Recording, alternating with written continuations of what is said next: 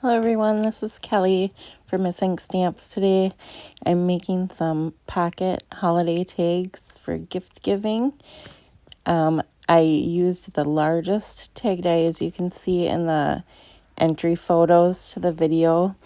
I just clipped some quick pics while I did the die cutting using a 8.5 by 11 sheet of cardstock, and you want it to be kind of like a layering weight cardstock, not super heavy because you're doing 2 layers of cutting through it with the thin die, but something substantial enough to just hold up on its own.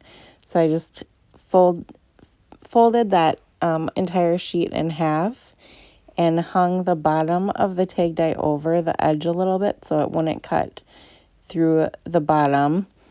And then I just flipped that over to create a little pocket and just trimmed off how much I wanted to actually go over the back of the tag to make my pocket. I wanted it to be big enough to be able to put in a little cash or a gift card, and this tag is like just exactly the right size to still be able to fit a gift card if you use thin adhesive around the edges. So I used some very thin double-sided tape to close up the edges in case I wanted to put gift cards in it.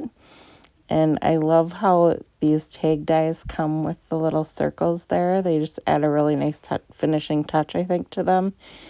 And like my projects often do, and this kind of took on its own direction once I started doing that background with the trees. That Treeline stencil is so gorgeous when it's layered just in single colors like that.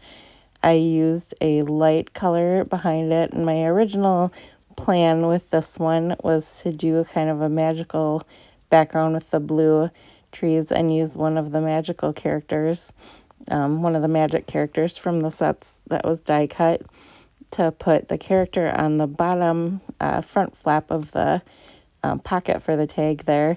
But I loved how the tree background turned out so much that I just wanted it to kind of stand on its own. So after doing the blue background, I decided to do a more traditional green, like the evergreen forest of trees.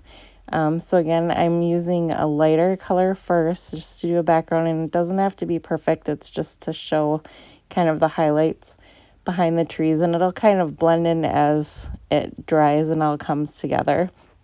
And then I'm just going to take the Treeline stencil and use a darker, more evergreen color of green and just go over just so I'm getting kind of the edges of the tree, and keep moving around the stencil a little bit so it's not in the same place every time, just to create some more depth. And it really ends up looking like, as you can see in the finished tags, it really does end up looking like you're looking over a forest full of trees, and it's just beautiful, a beautiful effect.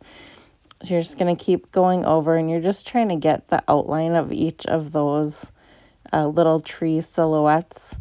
And I love this stencil too because you can use it the opposite way to actually color in the trees rather than getting the outline of the trees. So it has a lot of uses.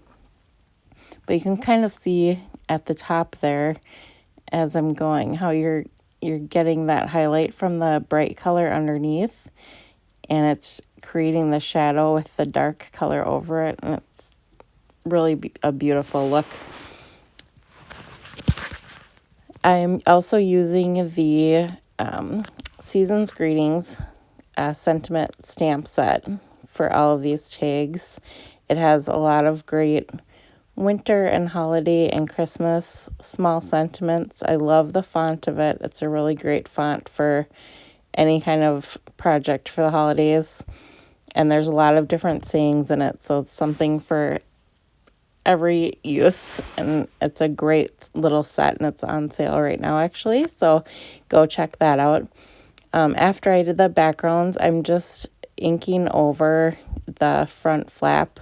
That's going to be the front of the pocket there, so that it just blends in a little instead of being bright white. And I just wanted to kind of add a little touch extra on that edge that folded over edge. So I just found an old edge punch that I had in my stash to just make some edging. I did that little scalloped edge in white, and then also cut some strips of just a silver cardstock, just some little strips that I had left, to use those as an accent as well on this one. And I am stamped the greeting on the bottom there, and I'm just attaching again with that thin double stick tape, just attaching the scalloped edge, and then I'm going to do the matte silver cardstock just to add a little bit to it and just trim off the edges.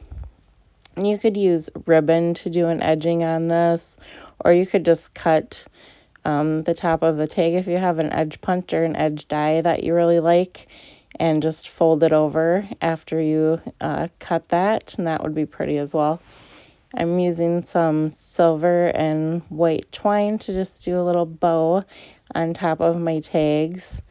And I love how you could just put a little gift card in this and tie it to a treat bag or something for people. My plan is to use these now for my girls at work for a little gift for them for the holidays.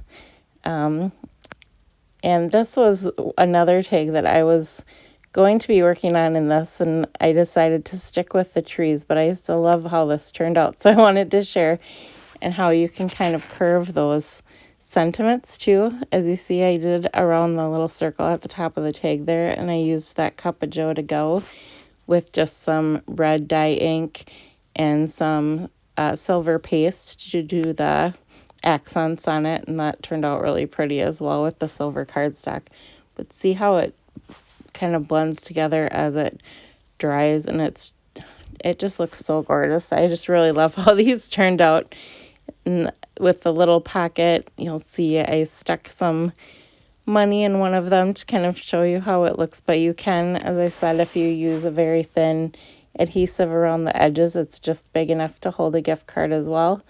So it's great for all your little gifting for the holidays.